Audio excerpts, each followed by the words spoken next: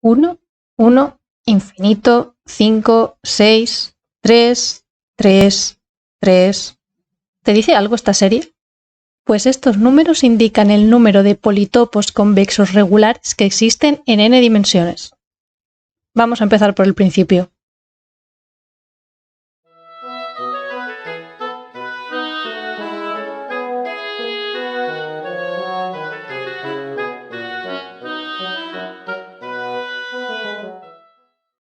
Siempre me he preguntado por qué existen solo 5 poliedros regulares en 3D, aunque esta cuestión nunca llegó a quitarme el sueño.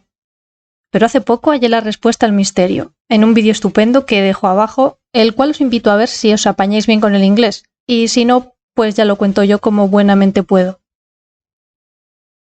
Empecemos por el concepto en 2 dimensiones, el polígono.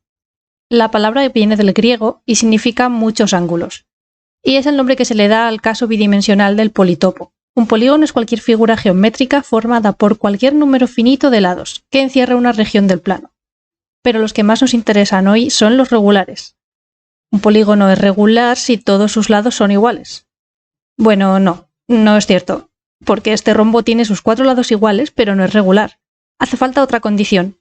Sus ángulos también deben ser iguales. Con estas 2 normas podemos construir en el plano un polígono con todos los lados que queramos, con 3 como mínimo, claro. Y si aumentamos los lados hasta el infinito, tenemos una esfera.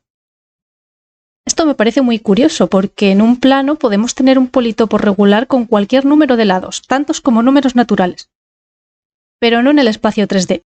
Entonces, ¿por qué la restricción de regularidad no limita el número de lados en 2D, pero sí limita el número de caras en 3 o más dimensiones? En un plano podemos encadenar todos los segmentos que queramos, uno detrás de otro, y estos siempre van a poder doblarse y juntarse, el último con el primero, para encerrar un área. Porque mientras sean finitos, solo tienen que repartirse el espacio del plano entre todos. Pues un ángulo en 2D está formado por solo 2 líneas de una dimensión, y esto nos permite distribuir el espacio total del plano entre todos los lados que queramos. Pero un ángulo en 3D no tiene tanta suerte. Es decir, para formar un ángulo en 3D, lo que vendría a ser un vértice de un poliedro, hace falta un mínimo de 3 caras. Y estas caras son a su vez polígonos regulares, por lo que sus ángulos son fijos e inamovibles. Se podría decir que están cuantizados. Creo que se va a entender mucho mejor si pasamos directamente a los ejemplos. Empecemos por el polígono regular más pequeño, el triángulo equilátero.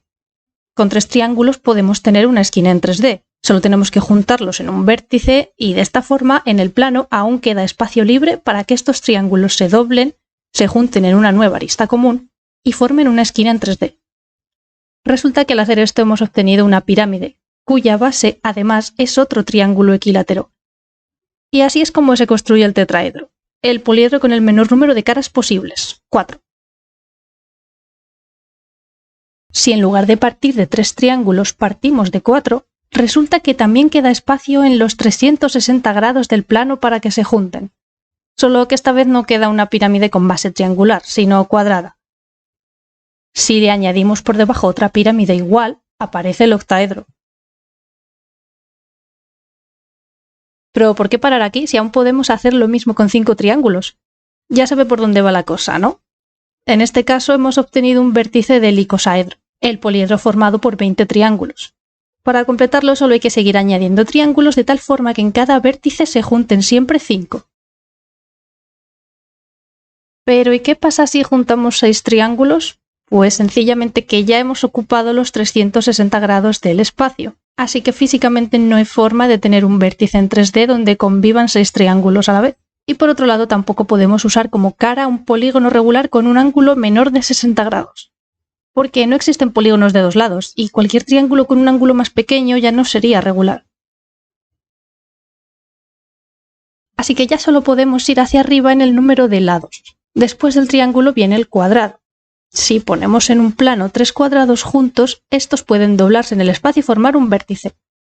Repetimos con otros 3 cuadrados, y tenemos el cubo. Pero con 4 cuadrados tenemos el mismo problema que con 5 triángulos. Sus ángulos ya suman 360 grados.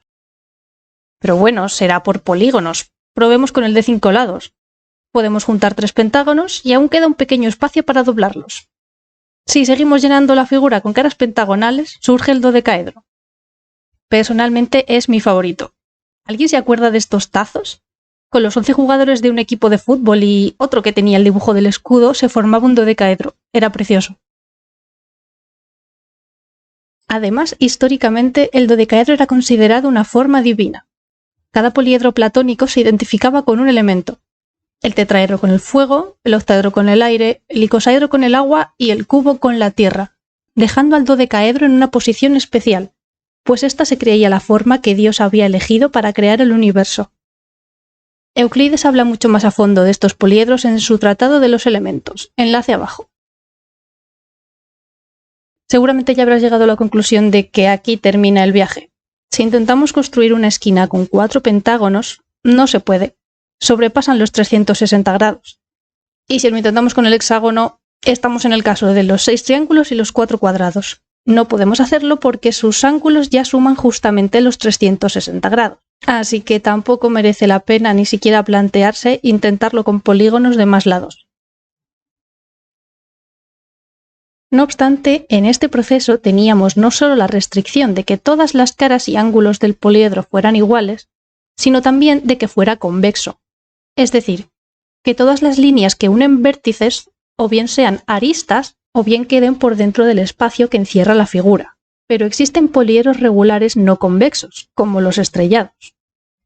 Y si no obligamos a las caras a ser todas el mismo polígono regular, tenemos los sólidos de Arquímedes, 7 de los cuales se obtienen truncando sólidos platónicos. Entre ellos se encuentra el famoso icosaedro truncado, llamado en química buquibol, o como lo conocemos todos, el balón de fútbol, formado por 20 hexágonos y 12 pentágonos. Ahora bien, ¿qué ocurre si nos vamos a 4 dimensiones? El proceso de construcción es el mismo. Partir de un mínimo de 3 poliedros platónicos regulares a modo de caras y ver de cuántas formas podemos formar con ellos una esquina plegándolos a través de una dimensión extra. Esto da lugar a 6 politopos regulares, que en 4D se llaman polícoros. De estos 6, solo los 3 primeros pueden extenderse a más dimensiones. Esto es por las características básicas de su geometría. Los politopos de la familia simplex son la generalización del triángulo. En dimensión n están formados por n más 1 vértices, todos de ellos a la misma distancia de los demás. Los de la familia de medida son la generalización del cuadrado, o visto de otro modo, la generalización del producto cartesiano del intervalo cerrado 0,1 en varias dimensiones, lo que da lugar a 2 a la n vértices.